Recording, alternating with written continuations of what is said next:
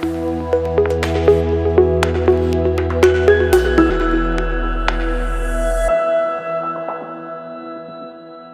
Friends, welcome back to our channel. గ్రామీణ ఉపాధి officer jobs నుంచి ఒక రిక్రూట్మెంట్ అయితే మనకి రిలీజ్ కావడం జరిగింది. మనకి అన్ని గ్రేడ్ ఏ హోదాకు సంబంధించి జాబ్స్ అయితే రిక్రూట్మెంట్ అయితే చేస్తున్నారు. మనకి మంత్లీ 1 lakh వరకు అయితే శాలరీస్ అయితే తీసుకోవచ్చు. ఎటువంటి ఎక్స్పీరియన్స్ అయితే లేదు. మన సొంత జిల్లాలలోనే మనకి ఎగ్జామ్ ఉంటుంది. పర్మనెంట్ జాబ్స్ కూడా ఇవ్వడం అయితే జరుగుతుంది. ఫుల్ డీటెయిల్స్ అయితే వీడియోలో ఎక్స్ప్లెయిన్ చేశాను, చూసి అప్లై చేసుకోండి. అంతకంటే ముందుగా మీకు ఒక చిన్న రిక్వెస్ట్ అండి, వీడియో నచ్చినట్లయితే కంపల్సరీగా లైక్ చేయండి. అలాగే ఛానల్ సబ్స్క్రైబ్ చేసుకోకుంటే సబ్స్క్రైబ్ చేసుకోండి.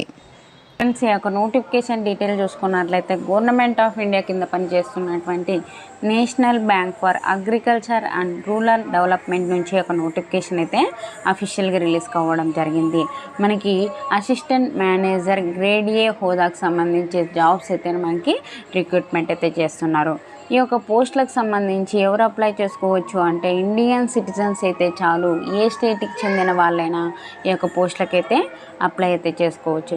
ఈ యొక్క పోస్టులకు సంబంధించి మనకి ఎలా అప్లై చేసుకోవాలి అంటే ఆన్లైన్ విధానం ద్వారా అయితే అప్లై అయితే చేసుకోవాల్సి ఉంటుంది. ఈ యొక్క నాబ్రాడ్ వెబ్సైట్కి సంబంధించి www.nabrad.org ఈ యొక్క వెబ్సైట్ విజిట్ చేసి ఈ యొక్క పోస్టులకి అయితే అప్లై అయితే చేసుకోవచ్చు అనమాట. మనకి ఆల్రెడీ ఆన్లైన్ అప్లై డేట్ వచ్చేసి మనకి స్టార్ట్ అయిపోయింది. జూలై 27th నుంచి అయితే స్టార్ట్ అయిపోయింది. లాస్ట్ డేట్ వచ్చేసి మనకి ఆగస్ట్ 15th వరకు అయితే ఉంది. ఆ లోపలైతే ఒక పోస్టులకి అయితే అప్లై అయితే చేసుకోవచ్చు. ఆన్లైన్ విధానం ద్వారా అయితే ఒక పోస్టులకి అయితే అప్లై చేసుకోవాల్సి ఉంటుంది. ఈ యొక్క పోస్టులకు సంబంధించి మనకి దాని డీటెయిల్ అన్ని సిలబస్ అన్నీ ఇచ్చారు. ఇక నోటిఫికేషన్లోనే మనం క్లియర్గా అయితే చూసుకోవచ్చు అనమాట.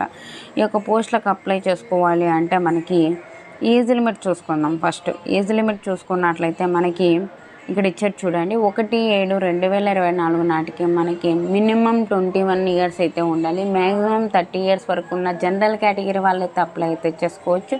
SC ST వాళ్ళకి 5 years, OBC వాళ్ళకైతే 3 years అయితే ఏజ్ రిలాక్సేషన్స్ అయితే అప్లికబుల్ ఉంటాయని నోటిఫికేషన్లోనే మనకి ఇవ్వడం అయితే జరిగింది.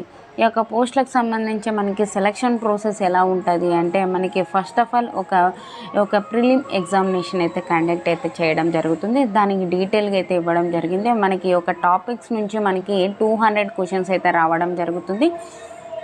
200 మార్క్స్కి అయితే ఉంటుంది. మనకి ఇంగ్లీష్ లాంగ్వేజ్లో అయితే మనకి ఎగ్జామ్ అయితే కండక్ట్ అయితే చేస్తారు. 120 minutes అంటే 2 hours పాటు మనకి ఎగ్జామ్ అయితే కండక్ట్ అయితే చేయడం జరుగుతుంది. ఇంగ్లీష్ లాంగ్వేజ్లో అయితే మనకి ఎగ్జామ్ అయితే కండక్ట్ అయితే చేయడం జరుగుతుంది అనమాట.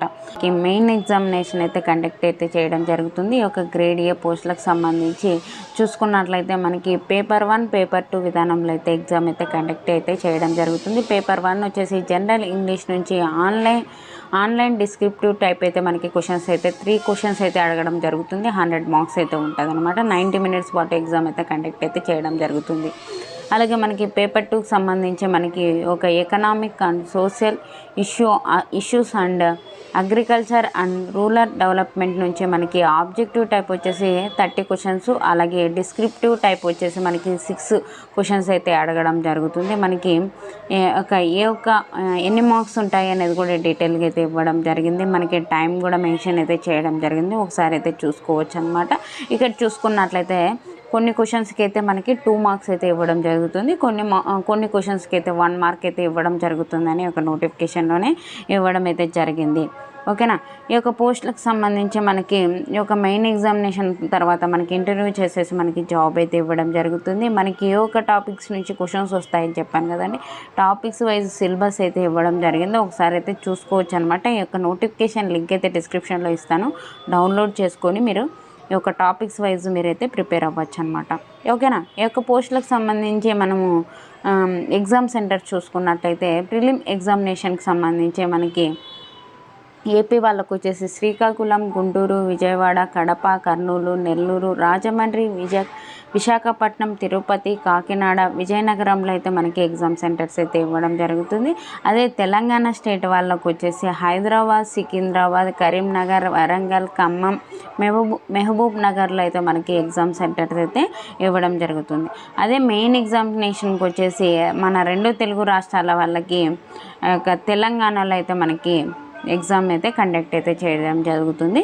మనకు అప్లికేషన్ ఫీజు చూసుకున్నట్లయితే ఎస్సీ ఎస్టీ ఫిజికల్ హ్యాండిక్యాప్డ్కి అయితే 150 రూపీస్ అయితే పే చేసి ఆన్లైన్ విధానం ద్వారా అయితే అప్లై అయితే చేసుకోవాల్సి ఉంటుంది. మిగతా క్యాండిడేట్స్ ఎవరైతే ఉన్నారో వాళ్ళైతే 850 పే చేసి ఈ యొక్క పోస్టులకు అయితే ఆన్లైన్ విధానం ద్వారా అయితే అప్లై అయితే చేసుకోవాల్సి ఉంటుంది. మనకి ఈ యొక్క వెబ్సైట్ కూడా ఇక్కడ ఇచ్చారు చూడండి, www.nabra.org. ఈ యొక్క వెబ్సైట్ విజిట్ చేసి ఈ యొక్క పోస్టులకు అయితే అప్లై అయితే చేసుకోవచ్చు అనమాట. ఓకేనా. దానికి సంబంధించి మనకి ఏమేం అప్లికేషన్స్ సబ్మిట్ చేయాలి అనేది కూడా మనకి ఒక నోటిఫికేషన్లో మనకి క్లియర్గా అయితే ఇవ్వడం జరిగింది. ఒకసారి అయితే చూసుకోవచ్చు. ఓకేనా. మనకి ఒక పోస్టులకు సంబంధించి మనకి ఎన్ని వేకెన్సీస్ ఉన్నాయి డీటెయిల్గా చూసుకున్నట్లయితే మనకి ఇక్కడే ఇచ్చారు చూడండి.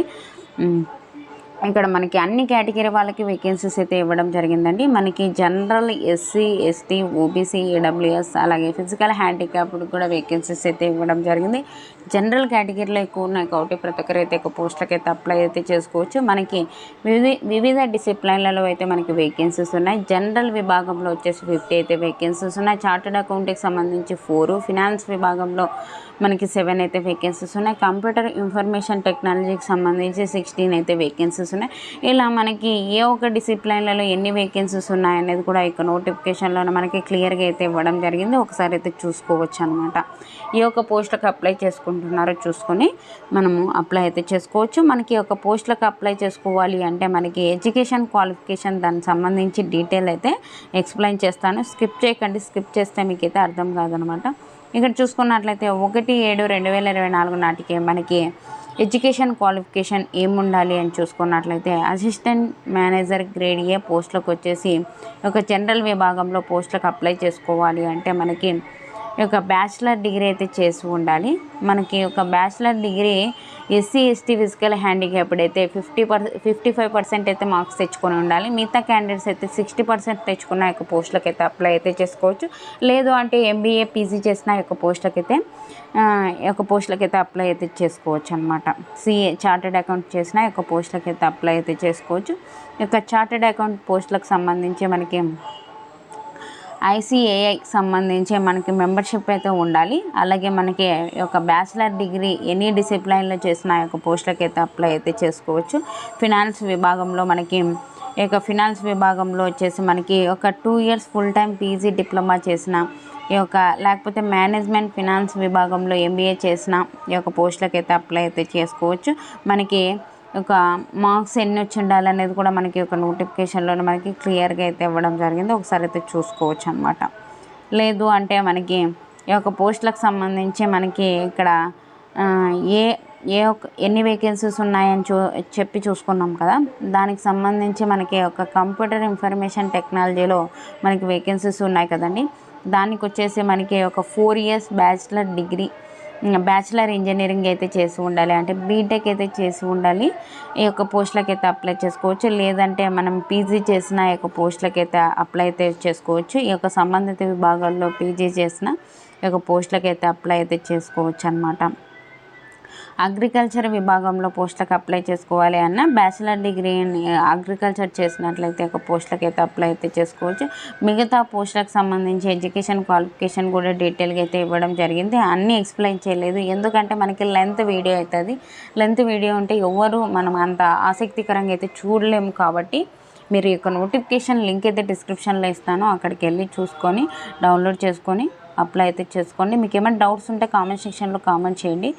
అలాగే వాట్సాప్ ఛానల్ వాట్సాప్ లింక్స్ అయితే కింద అయితే డిస్క్రిప్షన్లో ఇచ్చాను, అందులో జాయిన్ అయినట్లయితే నేను చేసే ప్రతి ఒక్క వీడియో మీకు అయితే అందుతుంది అనమాట. అందులో జాయిన్ అవ్వండి.